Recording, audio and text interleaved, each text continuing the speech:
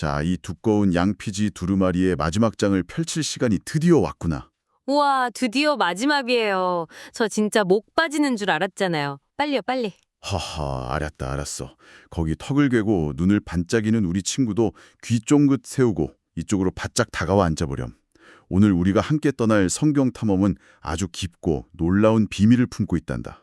위대한 지도자 모세 할아버지의 진짜 마지막 이야기 맞죠? 암 그렇고 말고 길고 길었던 모세 할아버지의 여정이 끝나는 신명기 33장과 34장의 이야기지. 드디어 그 엄청난 광야 생활의 끝이군요. 그런데 할아버지, 우리 손녀 표정이 왜 갑자기 시무룩해졌을까? 한편으로는 마음이 조금 무거워요. 이집트에서부터 그 엄청난 고생을 하며 백성들이 이끌었는데 정작 모세 할아버지는 그토록 원하던 약속의 땅에 못 들어가시잖아요. 에구, 그렇지. 우리 손녀 마음씨도 참 고와라. 마지막 순간에 백성들에게 어떤 말을 남기셨을지, 그리고 그분의 마지막이 어땠을지 너무 궁금하면서도 막 슬플 것 같아요. 그래, 네 말이 맞다. 보통 사람 같으면 억울해서 땅을 치고 회한이 가득했을지도 모르지. 하지만 오늘 우리가 들여다볼 모세 할아버지의 마지막 모습은 말이다. 슬프고 막 억울해하는 모습이 아니에요? 전혀 아니란다. 슬픔이나 원망과는 아주 거리가 멀어. 오히려 놀랍도록 웅장하고 아름답지. 우와, 다행이다. 그럼 하늘 날아가기 직전에 백성들한테 멋진 말씀을 남기신 거예요? 그럼 이스라엘 12지파 백성들을 쫙 모아놓고 한 지파씩 아주 구체적이고 예언적인 축복을 남기셨어. 한 명 한 명 다요? 진짜 아빠가 마지막으로 주는 선물 같네요. 바로 그거지. 그리고 오늘은 아무도 모르는 신비한 무덤에 얽힌 아주 깊은 영적인 비밀도 낱낱이 파헤쳐 볼 거란다. 옆에 앉은 우리 친구도 기대되지? 자, 그럼 모세 할아버지의 마지막 축복 기도부터 시작해 볼까? 네, 두 귀를 아주 활짝 열었어요. 그런데 축복 기도를 시작하기 전에 모세 할아버지가 하나님에 대해서 먼저 엄청 장엄한 노래를 부르셨다고 들었는데요. 오, 우리 꼬마 탐정 아주 정확하게 알고 있구나. 모세 할아버지는 개별적인 축복을 내리기 전에 백성 전체를 향한 하나님의 사랑을 먼저 선포하셨어. 어떤 노래였어요? 여호와께서 시내 선에서 오시고 해처럼 눈부시게 떠오르시며 수많은 천사들과 함께 오신다고 하셨지. 그리고 하나님의 오른손에는 백성들을 위한 불꽃 같은 말씀이 있다고 하셨단다. 들꽃 같은 말씀이요? 아, 뜨거! 불꽃이라고 하면 막 다 태워버리는 무섭고 혼내는 이미지가 먼저 떠오르는데요. 우리 친구도 불꽃 하면 무서운 생각부터 들지? 아주 예리한 질문이야. 고대 사회에서 불은 두 가지 의미를 가졌어. 하나는 방금 제가 말한 무서운 심판 맞죠? 그렇지. 하지만 다른 하나는 말이다. 깜깜한 어둠 속에서 길을 알려주는 아주 완벽하고 따뜻한 빛이란다. 아, 그러니까 추운 겨울밤에 다 같이 모여 앉아서 손을 녹이는 그런 따뜻한 모닥불 같은 거군요. 완벽한 비유구나. 모세 할아버지는 하나님이 그 따뜻한 불꽃 같은 말씀을 들고 백성들을 발 아래 품어주신다고 노래했단다. 꼭 암탉이 병아리들을 품어주는 것처럼 말이야. 와, 무서워서 도망쳐야 하는 불이 아니라 계속 곁에 있고 싶은 따뜻한 빛이었네요. 백성들이 엄청 안심했겠어요. 그렇고 말고 그렇게 따뜻하게 전체를 품으신 뒤에 모세 할아버지는 12지파를 하나하나 부르며 맞춤형 축복을 주셨지.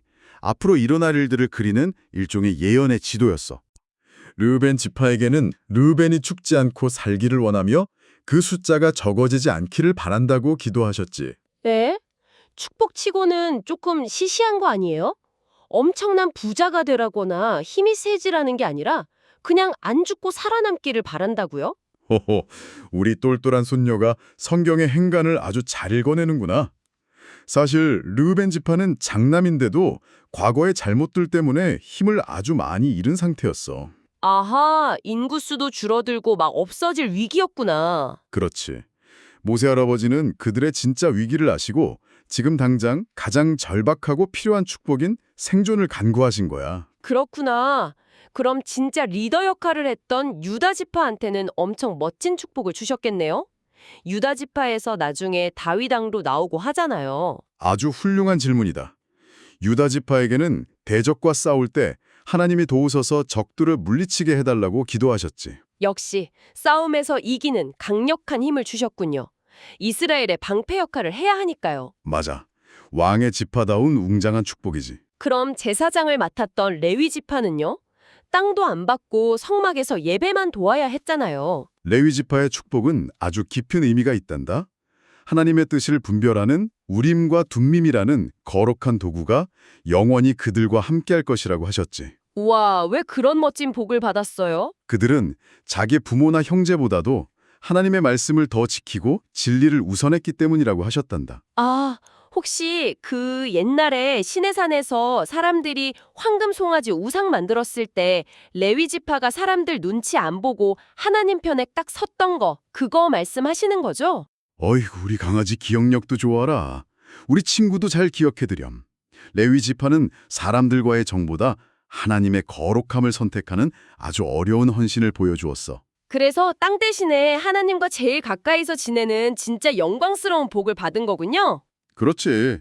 자, 그럼 다음은 야곱 할아버지가 제일 아꼈던 막내 베냐민 지파란다. 베냐민 지파 축복은 어땠어요? 막내니까 제일 다정했을 것 같아요. 정답이다. 여호와의 사랑을 입은 자는 그 곁에 안전히 살리로다. 하나님이 그를 날마다 가려주시고 그의 어깨 사이에 있게 하신다고 하셨어. 어깨 사이요? 아, 혹시 어부바 말씀하시는 거예요? 그래.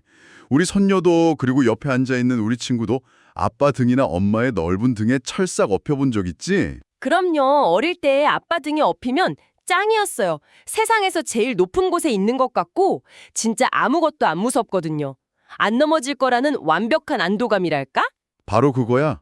하나님이 하루 종일 베냐민을 당신의 넓은 등, 즉 어깨 사이에 든든하게 업고 보호하신다는 아주 따뜻한 축복이지. 와, 상상만 해도 너무 포근해요. 그런데 이 기도에는 아주 놀라운 비밀이 숨어 있단다. 훗날 이스라엘 땅이 나뉘고 나서 하나님의 집인 예루살렘 성전이 정확히 어느 지파 땅에 세워지는지 아니? 헉, 설마 베냐민 지파 땅인가요? 맞다. 하나님의 집이 베냐민의 땅, 즉 그의 어깨 사이에 영원히 머물게 된다는 이 기도가 수백 년 뒤에 진짜로 이루어진 거지. 할아버지는 이 대목을 읽을 때마다 온몸에 전율이 돋는단다. 와, 저도 방금 소름 돋았어요. 단순한 덕담이 아니라 수백 년 뒤에 지도까지 꿰뚫어 보신 거네요? 그럼 땅도 넓고 힘도 셌던 요셉 지파는요? 같이 위엄이 있고 뿔이 들소의 뿔 같아서 열방을 들이받을 거라고 하셨단다. 들소의 뿔이요? 막 우락부락 엄청난 힘을 갖게 된다는 거네요.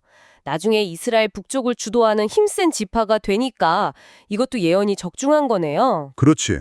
그리고 바다의 보물을 얻는 스불론과 이사갈 지파, 용감한 사자 같은 갓과 단 지파, 특별한 은혜를 받는 납달리 지파도 있었지. 지파마다 어울리는 복이 다 달랐군요. 아, 할아버지, 저 아셀 지파 축복 엄청 궁금했어요. 발을 기름에 담근다고 하셨잖아요. 오, 아슬 지파를 기억하다니. 네, 근데 발에 기름을 왜 발라요? 걸어 다닐 때 쭉 미끄러져서 꽈당하고 안 넘어지나요? 미끄러질까봐 걱정됐구나. 요즘 사람들은 기름에 발을 담근다고 하면 스파에서 부드러운 로션 바르는 걸 생각하지. 맞아요, 촉촉하게 보습하는 거요. 하지만 고대 시대의 올리브 기름은 단순한 화장품이 아니란다. 그건 엄청난 경제력의 상징이고 아주 비싼 화폐나 다름없었어. 왕에게 붙는 아주 귀한 물건이었지. 아하, 그러니까 지금으로 치면 중동의 석유 부자처럼 엄청난 경제적인 특권을 갖는다는 뜻이군요. 완벽한 비유구나. 아셀 지파가 차지할 땅이 올리브가 엄청나게 열리는 대단한 부자 땅이 될 거라는 거룩한 예언이었지. 와, 축복 하나하나가 앞으로 펼쳐질 이스라엘 역사를 미리 보는 예고편 같아요. 다 축복하시고 나서 모세 할아버지는 뭐라고 하셨어요? 백성들을 아주 애정어린 눈으로 바라보시며 이렇게 외치셨지. 할아버지가 한번 웅장하게 읽어보마. 이스라엘이여, 너는 참으로 행복한 사람이로다. 행복한 사람이라는 거네요. 옆에 있는 우리 친구도 저도 막 가슴이 벅차올라요. 그래, 그 벅찬 감동을 안고 이제 비스가산 정상으로 올라가 보자꾸나. 120살의 늙은 모세 할아버지는 모든 축복을 마치고 홀로 높은 산 꼭대기에 오르셨어. 산 꼭대기요? 거기서 뭐가 보이는데요? 정상에 서자 하나님이 놀라운 광경을 쫙 펼쳐보려 주셨어. 찰랑거리는 푸른 지중해 바다, 따뜻한 남쪽 네게부 사막, 종려나무가 가득한 여리고 골짜기까지 전부 말이야. 와, 경치 진짜 장난 아니었겠다. 그게 다 이스라엘 백성들이 들어갈 약속의 땅인 거죠? 맞아. 그런데 우리 꼬마 탐정 한번 잘 생각해보렴. 그 높은 산에 선다고 인간의 눈으로 저 멀리 수백 킬로미터 떨어진 지중해 바다까지 다 볼 수 있을까? 듣고 보니까 그러네요. 몽골 사람처럼 시력이 엄청 좋아도 산맥에 가려서 안 보일 텐데요. 그렇지. 이것은 하나님이 모세의 영적인 눈을 열어주셔서 보여주신 기적 같은 환상이었어. 40년 동안 고생한 늙은 리더에게 이 백성들이 살아갈 아름다운 미래를 파노라마 영화처럼 보여주시며 최고의 위로를 주신 거지. 아, 영의 눈으로 보게 해주셨구나. 진짜 최고의 선물이네요. 그런데 하나님은 다 보여주시고 나서 너는 못 들어간다고 하셨잖아요. 그랬지. 왜 그러셨어요? 모세 할아버지가 무리바반석 2번 쳐서 화낸 것 때문인 건 아는데 120년을 충성했는데 딱 한 번 실수했다고 바로 앞에서 문을 닫아버리는 거 너무 매정한 거 아니에요? 저 같으면 억울해서 바닥에 뒹굴면서 떼썼을 거예요. 허허, 우리 손녀가 모세 할아버지 대신 단단히 화가 났구나. 많은 사람들이 그 장면에서 하나님이 융통성 없다고 생각해.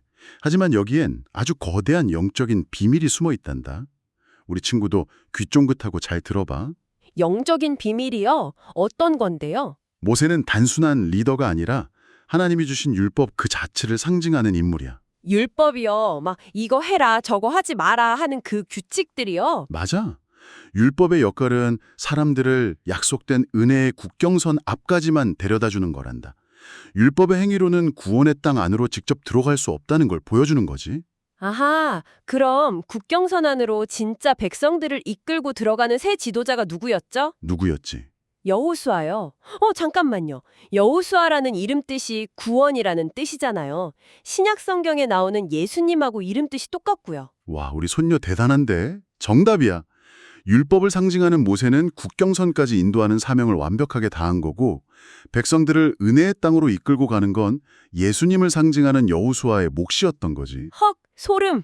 그냥 벌 받은 게 아니라 우리를 구원하실 거대한 계획의 한 조각이었군요. 그치? 120살이었지만 모세 할아버지는 눈도 반짝반짝하고 기운도 엄청 셌어.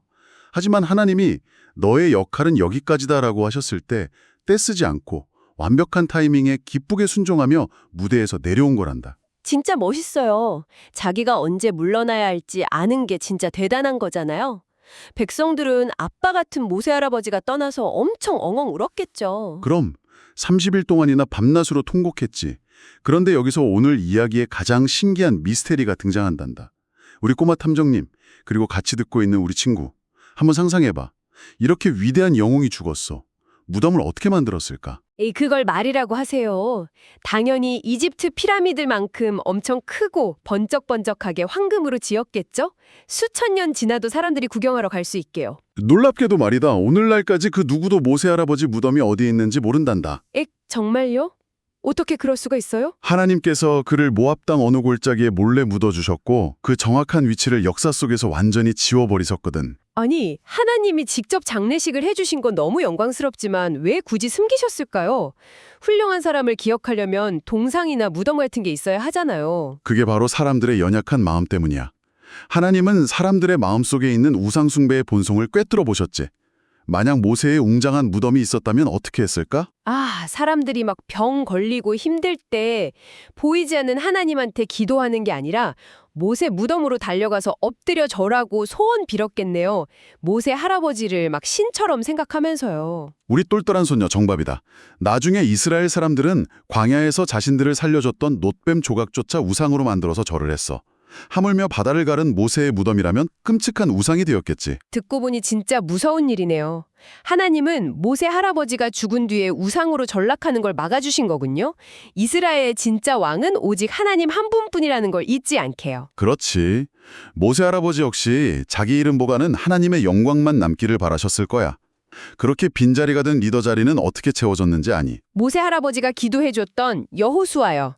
여호수아가 지혜를 듬뿍 받고 새 지도자가 되었죠. 맞아. 한 사람의 위대한 시대가 저물고 또 다른 생명의 시대가 아주 자연스럽게 이어진 거란다. 비록 모세 할아버지는 무덤 하나 안 남기고 사라지셨지만 그분이 뿌린 씨앗이 여호수아를 통해서 약속의 땅에서 예쁘게 꽃을 피웠네요. 참으로 아름다운 표현이구나. 그리고 성경 전체를 통틀어서 가장 장엄한 평가가 이 이야기의 끝을 장식해. 어떤 평가인데요? 막 이스라엘 최고의 영웅이다 이런 건가요? 그 후에는 이스라엘의 모세와 같은 선지자가 일어나지 못하였나니 모세는 여호와께서 대면하여 아시던 자요 라고 기록되어 있단다. 대면하여 아시던 자요.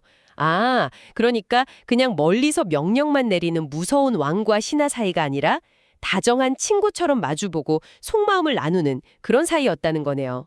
진짜 최고의 칭찬이에요. 그렇지. 바다를 가른 능력보다 더 위대했던 건 그가 세상 누구보다 하나님과 가까운 친밀한 친구였다는 사실이지. 와, 정말 감동적이에요. 자, 이렇게 해서 길고 길었던 모세 할아버지의 광야 여정과 신명기 이야기가 대단원의 막을 내렸단다.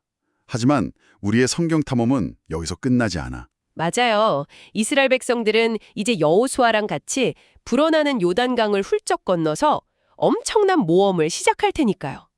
끝인 줄 알았는데 완벽한 새로운 시작이네요. 그렇고 말고. 다음 탐험도 아주 흥미진진할 거다.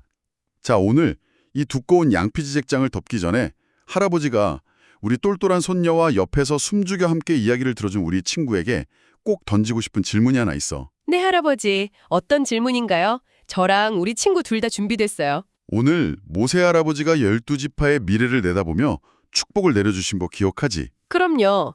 베냐민 지파한테는 하나님의 넓은 등에 업혀서 완전 안전하게 사는 복을 주셨잖아요. 그래, 맞아.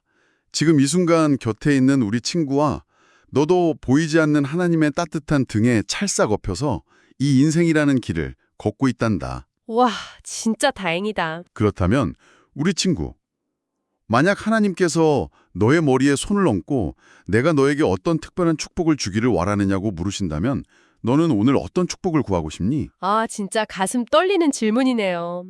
레위 지파처럼 옳은 걸 선택하는 용기를 달라고 할지, 요셉 지파처럼 황소같이 튼튼하고 풍요로운 능력을 달라고 할지 엄청 고민해봐야겠어요. 하하, 천천히 고민해보렴. 우리 친구도 오늘 밤에 하나님의 포근한 등에 다 같이 엎인 채로 내가 받고 싶은 축복이 뭔지 꼭 생각해봐요. 아주 좋은 생각이구나. 그 든든한 등에 엎여있다는 사실을 꼭 기억하고 오늘 밤도 편안하게 푹 자렴. 우리는 내일 요단강이 쫙 갈라지는 더 놀라운 여호수아 이야기로 돌아오마. 그때까지 다들 안녕. 오늘 함께 해준 우리 친구들도 모두 안녕. 하나님 등에 엎여서 최고로 좋은 꿈 꿔.